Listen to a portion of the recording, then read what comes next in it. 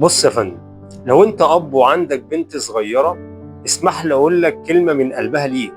حتى لو لسه ما بتتكلمش، مش جاي اقول لك تصرف فلوس او تجيب هدايا. انا جاي اقول لك هي محتاجه تحس بحبك وامانك دلوقتي قبل ما تكبر وتبعد عن حضنك، لان حضنك هو امانها.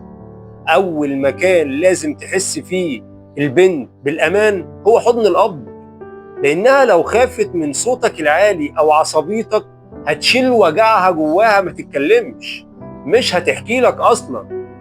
خليك أنت الحماية اللي تطمنها، مش الرعب اللي تسكته جواها. اسمعها.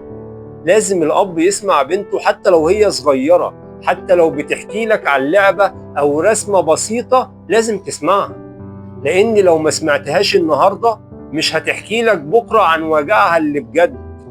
وقول لها دايما بحبك، مش لازم مناسبة علشان تقول لها كلمة بحبك، لأن الكلمة دي بتبني جواها حصن ضد أي حب كذاب بره البيت.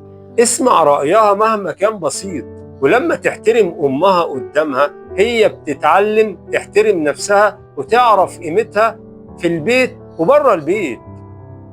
انزل على الأرض والعب معاها وشيلها، وارسم معاها وغني معاها ومثل معاها.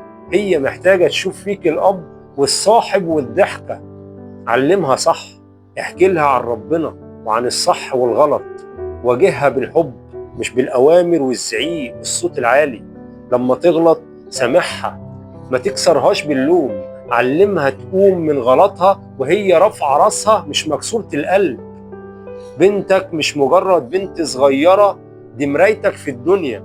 ولما تكبر وتقول بابا حبني، بابا علمني، بابا حماني، ساعتها بس هتعرف انك نجحت كأب بجد. في بيوت مليانة أكل ولبس بس فاضية من الحنان. خلي حضنك ليها دايما قبل ما الأيام تسرقك منها.